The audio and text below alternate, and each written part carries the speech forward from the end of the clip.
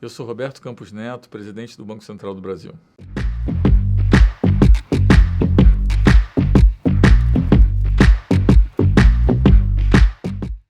Era um momento macroeconômico mundial mais turbulento, então tinha muita coisa para debater, né?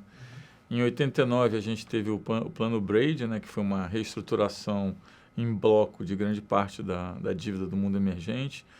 Ali em 94, já começou em 93, mas foi se aprofundando. A gente teve alguns episódios no México, que culminou depois com tequila, a crise tequila.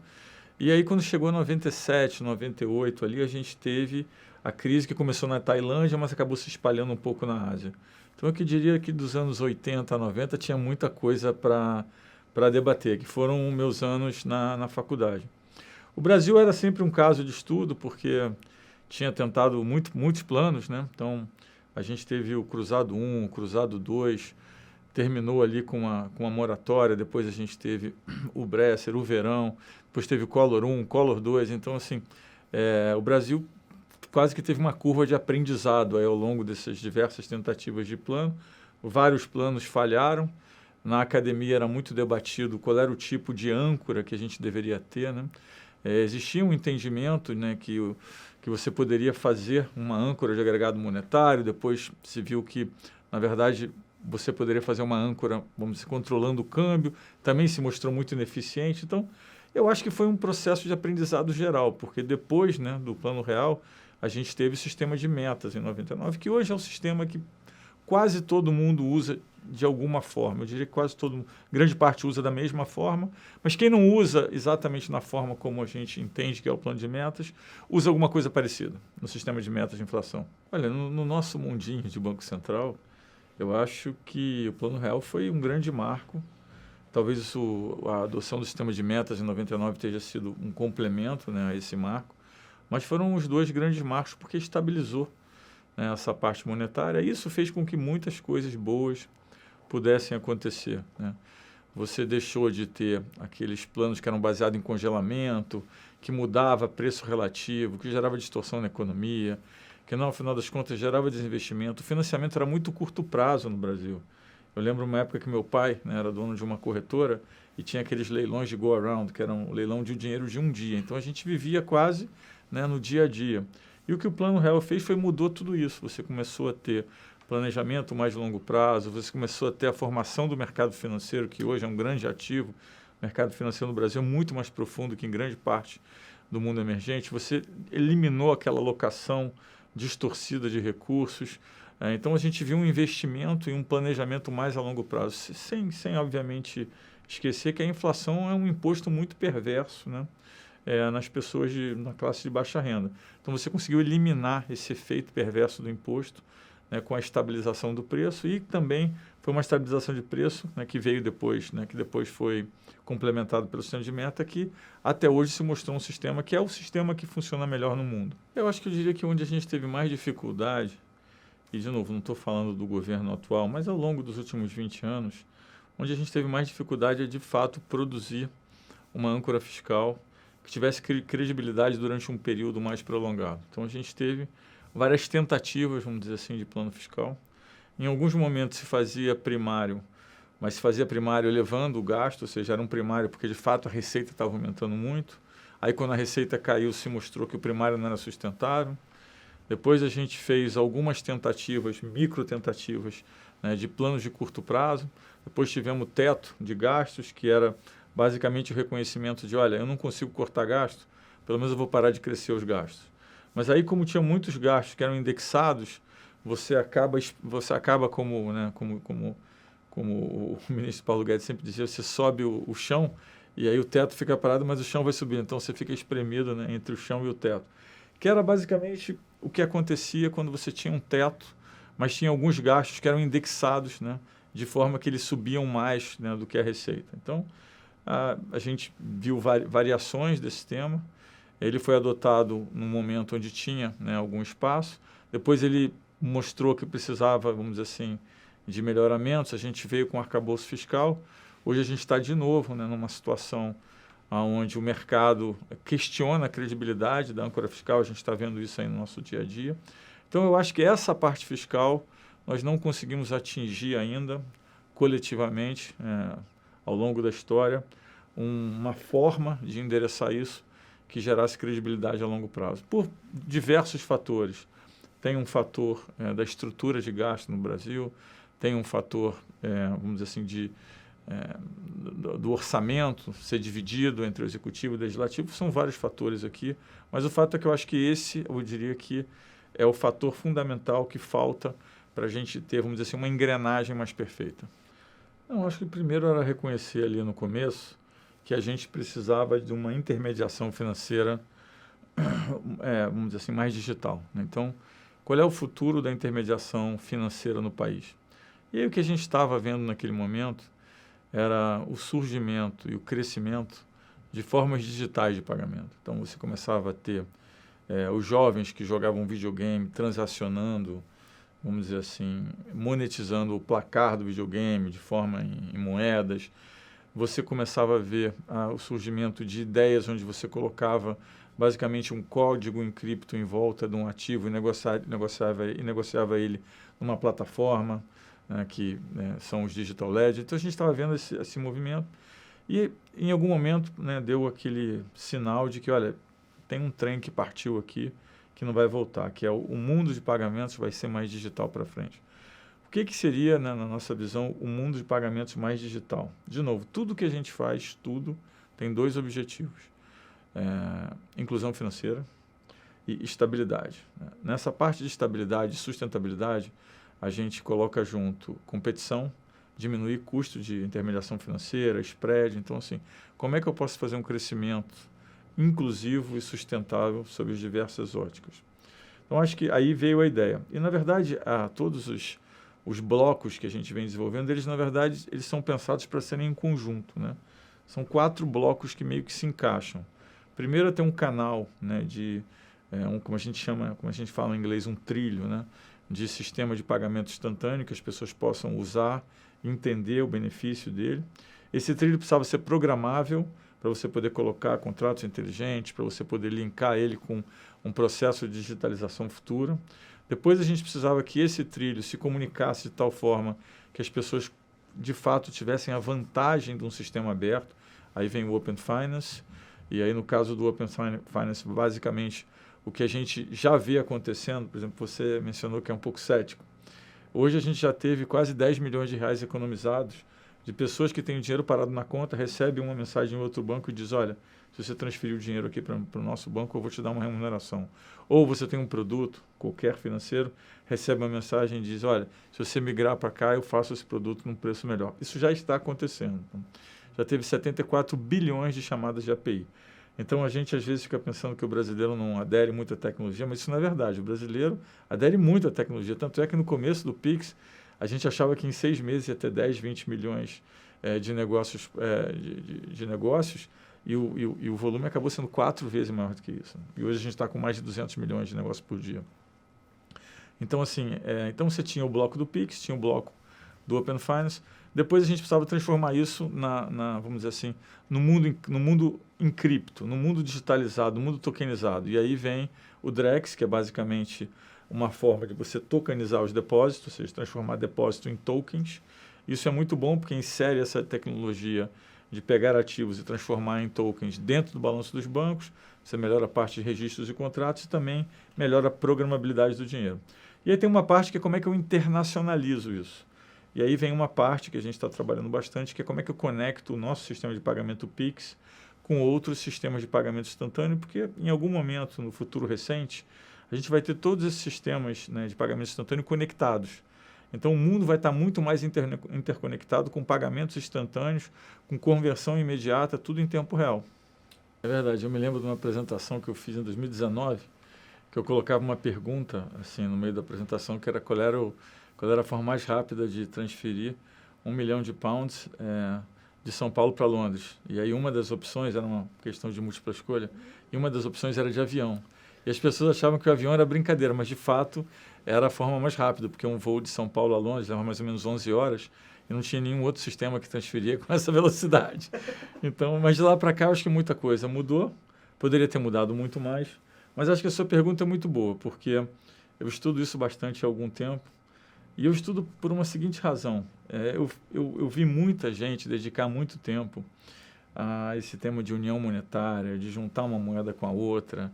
E, no final das contas, grande parte da vantagem desses sistemas de união monetária vem de diminuir a fricção, né, da relação de comércio. Tem um tema também de mobilidade de mão de obra, mas que a Europa se mostrou que não é tão, né, não funciona tão bem assim.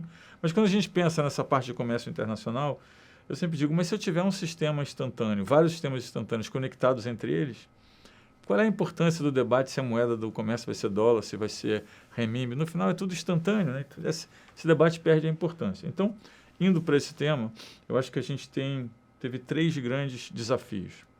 O primeiro desafio, uns 3 anos e meio atrás, quando a gente começou a discutir isso num hub de inovação que tem no BAS, que é uma aglomeração de bancos centrais, será que nós temos a tecnologia para ligar esses sistemas? E aí você mencionou um ponto importante, que é como é que eu ligo um sistema que é centralizado num sistema que é um DLT, que é uma plataforma uma de distribuição digital, um digital ledger, como a gente chama. E aí a gente, na época, não tinha uma solução para ligar um sistema no outro que fosse muito eficiente. O que se mostrava era que sistemas que era DLT contra DLT, ou seja, Digital Ledger contra Digital Ledger, era muito rápido e eficiente, mas quando você colocava um sistema centralizado, ele não era tão eficiente. Isso foi superado. Em algum momento, aí, 2 anos e meio atrás, isso foi superado. Hoje você já consegue construir, né, formas de conexão que, independente de se o sistema é centralizado ou não, a velocidade é muito parecida. Ainda, obviamente, de DLT para DLT é um pouquinho mais rápido, mas é imperceptível. O segundo ponto é, então resolvemos o problema de tecnologia de transferência. Mas transferir dinheiro não é só um apertar de botão e vamos dizer assim, um código de tecnologia. Precisa, de fato, ter a liquidação do recurso, né? Então, tinha um problema na liquidação. Então, eu consegui resolver o problema de tecnologia, mas não consegui resolver o problema de liquidação. E aí, ao longo dos últimos tempos, a gente foi vendo que tem o que a gente chama de piscina de token, né, que é o token pool, que são piscinas onde os bancos centrais colocam depósitos em moedas e você faz a liquidação pelo valor líquido, né? Então, isso hoje já é disponível. Tem algumas plataformas que usam isso de outras formas, que pode ser usada para o mundo de transferência internacional. Isso hoje está mais ou menos resolvido. Assim, dá para a gente fazer. A gente tem uma dúvida de o quão escalável é o processo, mas hoje eu diria que se tivesse um sistema que fosse ter assim, 7, 8, 9 países, estava mais ou menos resolvido. E aí o problema que a gente achava que era mais simples, na verdade, era o mais complicado, que era a terceira dimensão. Então, primeiro, a tecnologia, segundo, a liquidação, e terceiro era a governança. A governança que a gente falava, não, quando tiver tecnologia, a gente resolve a governança.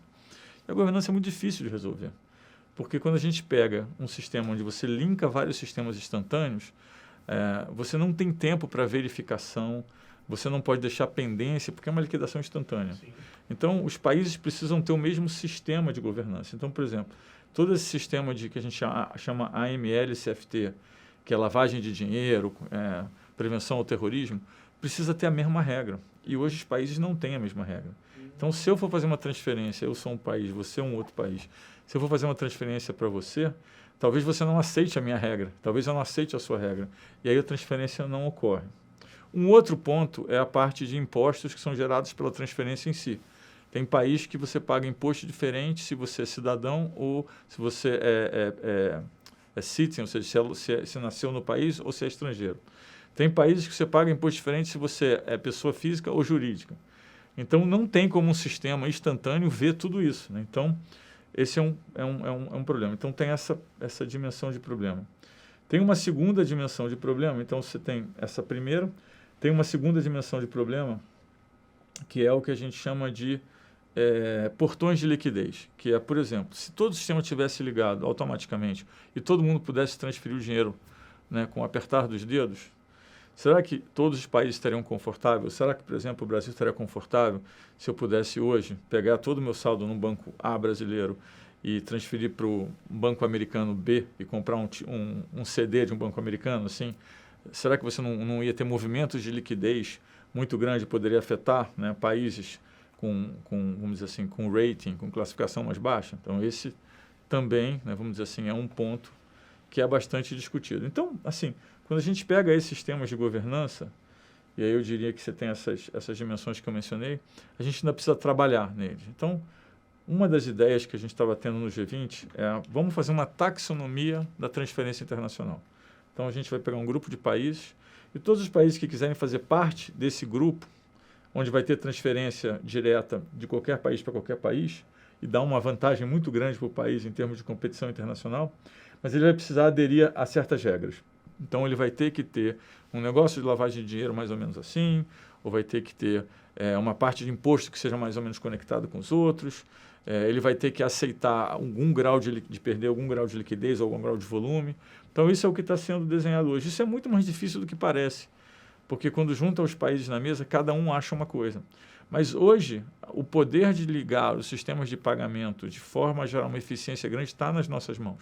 A gente tem um exemplo que é o Nexus, que já conectou a Índia, a Singapura, a Tailândia, vai conectar a Malásia, a Indonésia. Então, na Ásia, a gente já está vendo uma coisa que está acontecendo dessa forma. E eu estou querendo fazer um projeto para conectar o Pix a esse sistema. Tem um sistema europeu que chama TIPS também, que a gente pode conectar o Pix. E aí, como você disse, os Estados Unidos, nesse porém, está realmente um pouquinho mais atrasado. Não é que esteja atrasado, ele não tem um sistema que hoje seria conectável. Eu disse para ele, agora vai ter um período longo de calmaria. Ele disse, nunca tem calmaria. Mas se eu tivesse que resumir com uma palavra, e eu acho que por isso que foi tão divertido, eu diria que a palavra é aprendizado, né? Então, eu aprendi muito. Eu passei 22 anos trabalhando em banco, fazendo um tipo de atividade, até teve, né, ao longo dos 22 anos, mudanças, né, de funções dentro. Mas eu acho que o Banco Central, ele abre muito a sua mente, aprendi muita coisa nova, conheci muita gente interessante, participei de muitos debates enriquecedores. Então, acho que no final, como que a gente sempre carrega o que a gente aprendeu, então eu diria que o aprendizado foi o fundamental. Quando eu cheguei no Banco Central, eu tinha aquela dúvida, aquela insegurança, né? Será que eu sou talhado para fazer esse tipo de trabalho? Será que eu vou conseguir, né, entregar as coisas que eu gostaria? Mas uma coisa que eu sempre fiz foi ser uma pessoa que planeja. Então, quando eu entrei, eu já tinha, olha, eu quero fazer isso, quero fazer aquilo. Tinha um planejamento mais ou menos na cabeça. Eu quero desenvolver um mercado de cooperativa, eu quero desenvolver um mercado imobiliário, eu quero fazer uma agenda digital, eu quero fazer uma agenda de sustentabilidade, que foi um tema até que a gente não falou hoje. Mas então, assim, eu tinha na minha cabeça onde eu queria avançar. Mas tinha muita dúvida se eu ia conseguir, né? Então, conseguiu? Eu acho que eu consegui em parte. Mas eu sou, ao mesmo tempo que foi muito divertido, sempre ter muito aprendizado, eu sou aquela pessoa que sempre tem um pouquinho de frustração de não ter conseguido mais, né? Então, eu gostaria de ter feito mais entregas, de ter avançado mais no Pix, de já ter o Drex, né, totalmente instalado. E no final das contas, às vezes na esfera pública, as coisas não são tão rápidas, né, de acontecer. Você depende muito mais de outros poderes, outras regras, outras normas, outras pessoas. Mas também fez parte do aprendizado. Mas eu gostaria de ter feito mais. Olha, acho que a autonomia ela é muito positiva, porque o ciclo de política monetária tem uma duração e uma visibilidade muito diferente do ciclo político, né? Ele não só tem uma duração que é muito diferente, às vezes, do interesse do ciclo político, que tem uma eleição aqui, tem outra eleição ali, e também a visibilidade. Quando você faz alguma coisa, primeiro é difícil de explicar o que você está mirando, porque quando você faz uma coisa hoje, você está mirando uma janela, né, de 12 a 18 meses na frente, e não é tão visível e não é tão fácil, né, de comunicar. Então, por que não é tão fácil de comunicar? Ou seja, você não consegue, vamos dizer assim, transformar isso em uma coisa muito popular. E também porque você está diferente de um ciclo político, que esse sim está inserido, vamos dizer assim, no ciclo de popularidade, ele é muito mais difícil. Então, acho que isso foi uma grande vantagem, se mostrou uma grande vantagem em grande parte dos países, quase na totalidade dos países. No meu avô, quando desenhou o Banco Central lá atrás, ele desenhou o Banco Central com uma autonomia, que era uma autonomia até muito maior do que a gente tem hoje. A gente hoje tem uma autonomia operacional.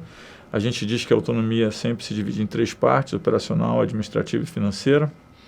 Recentemente teve um estudo muito interessante do Tobias, que é um brilhante economista do FMI, que tem um banco de dados, de informação de bancos centrais, acho que talvez o maior banco de dados que existe, e ele fez uma pesquisa perguntando para os banqueiros centrais e para ex-banqueiros centrais, na visão deles, qual era a importância, qual era a autonomia mais importante de se ter.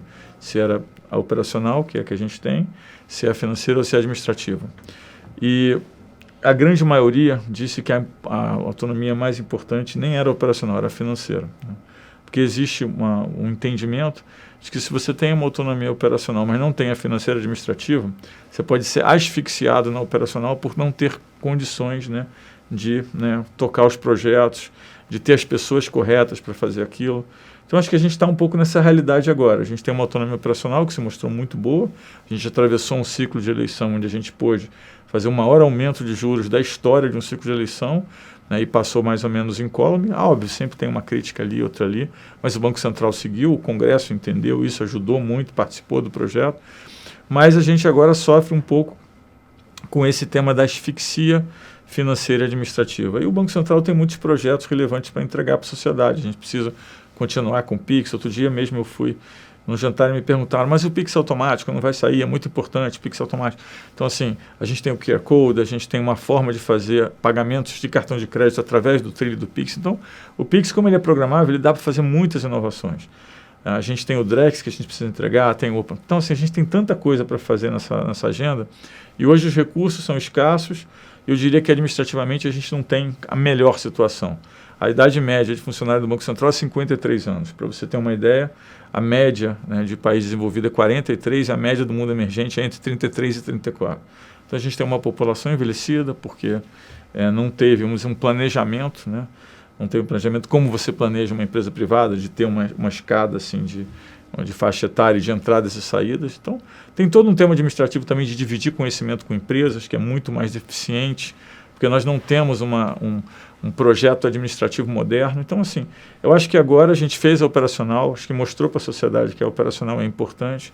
Eu acho que era importante avançar na outra autonomia para conseguir continuar entregando, né, esses projetos, né, de qualidade para a sociedade. Eu diria claramente que sim, né? Eu acho que o ser humano, às vezes, foca muito mais no negativo do que no positivo. Eu acho que a gente teve muitos ganhos institucionais e, apesar de tentações ao longo do percurso, muito pouco foi revertido do que foi ganho, ou seja, ao longo do período a gente tem tido ganhos. Se a gente pensar as preocupações que o ser humano tinha há um tempo atrás com a realidade que a gente tem hoje, o que a gente imaginava que era escassez virou abundância em muitos temas, né? Então, hoje a gente consegue produzir energia mais barata, alimento mais barato, a gente tem a tecnologia que avançou muito.